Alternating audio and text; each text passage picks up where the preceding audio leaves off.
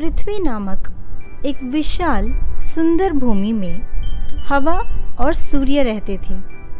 पवन बहुत शक्तिशाली था और उसे अपनी ताकत पर गर्व था।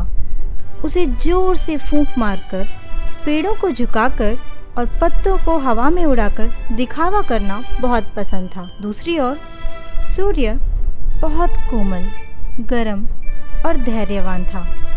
सूरज चुपचाप दुनिया पर नजर रखता था। जहाँ भी वह चमकता था, प्रकाश और गर्मी फैलाता था। सूर्य और पवन अच्छे मित्र थे क्योंकि वे दोनों आकाश में रहते थे। हर एक दिन वे बारी बारी से चमकते और उड़ते थे, जिससे पृथ्वी रहने के लिए एक अद्भुत जगह बन गई। एक दिन सूरज और हवा बातें कर रहे थे और नीचे लोगों को देख रहे थे। उन्होंने देखा कि एक छोटा यात्री धूल भरी सड़क पर चल रहा था। यात्री ने एक बड़ा भारी कोट पहन रखा था क्योंकि मौसम बहुत ठंडा था।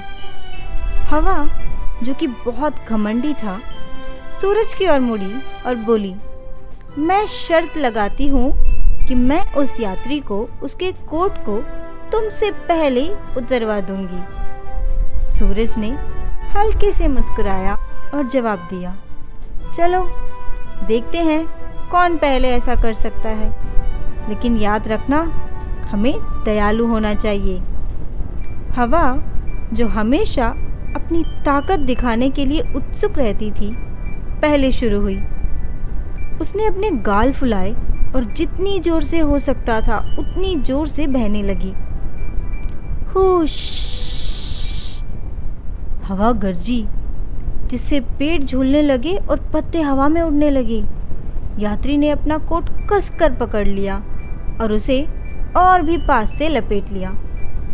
हवा ने और भी जोर से फूंक मारी, लेकिन जितना जोर से उसने बहने की कोशिश की, यात्री ने अपने कोट को उतना ही कसकर पकड़ लिया।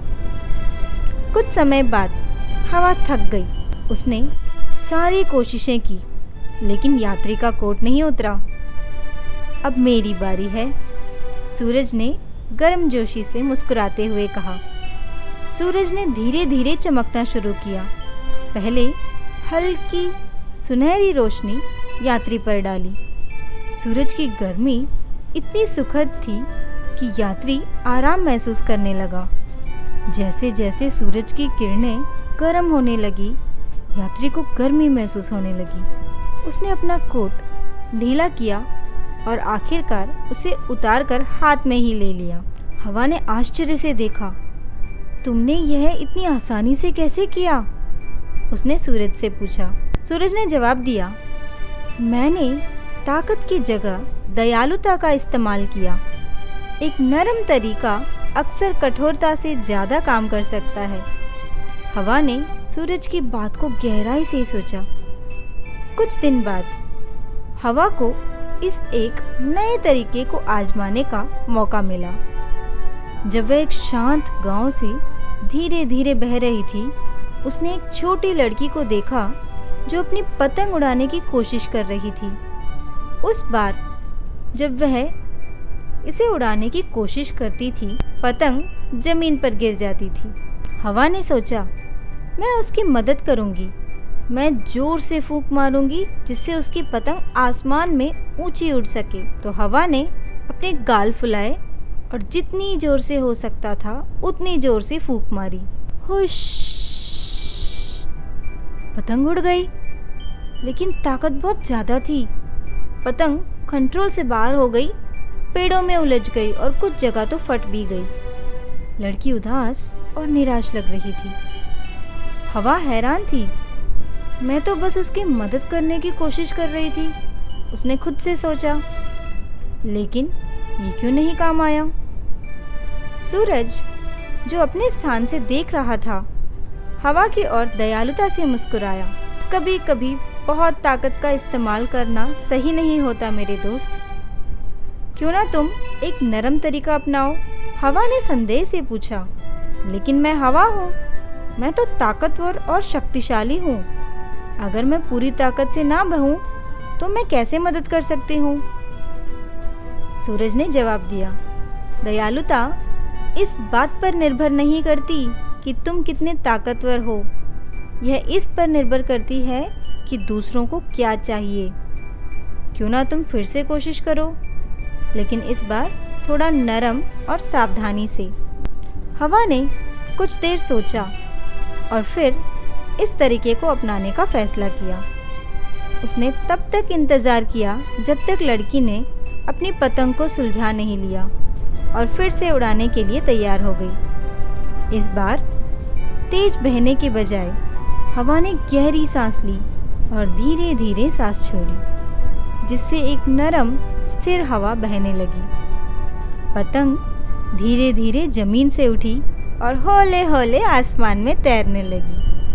लड़की का चेहरा खुशी से खिल उठा जब उसकी पतंग नरम हवा पर नाचने लगी। वह हंसी और खुशी से चिल्लाई। मैदान के चारों ओर दौड़ते हुए उसकी पतंग ऊंचाइयों पर उड़ रही थी। हवा ने अपने अंदर एक गर्म एहसास महसूस किया जब उसने लड़की को खुशी को देखा। सूरज सही था, उसने सोचा। दयालुता का मतलब कमज़ोर होना नहीं है, इसका मतलब है अपनी ताकत का इस्तेमाल इस तरह से करना जिससे दूसरों को मदद मिले। जैसे जैसे दिन बीता, हवा धीरे धीरे बहती रही, जिससे पतंग हवा में उड़ती रही और लड़की का दिन और भी मज़ेदार हो गया।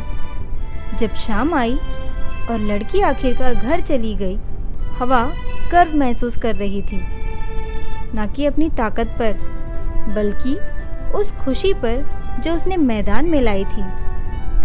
सूरज ने हवा की ओर मुस्कुराया। तुमने आज अच्छा काम किया मेरे दोस्त। याद रखना, दयालुता ही असली ताकत है जो दुनिया को बेहतर बनाती है। उस दिन के बाद से हवा अक्सर नरम रहने का फैसला करती थी और उसने समझा कि जब यह दयालुता से दूसरों की मदद करती है तो वह खुद भी ज़्यादा खुश रहती है। उसने महसूस किया कि सच्ची ताकत इस बात में नहीं होती कि हमारे पास कितनी शक्ति है, बल्कि इसमें होती है कि इसका इस्तेमाल दूसरों की मदद के लिए कैसे किया जाता है। दयालुता, चाहे वह कितनी भी नरम हो, सबसे बड़ा प्रभाव डाल सकती है और आसपास के लोगों में खुशी ला सकती है।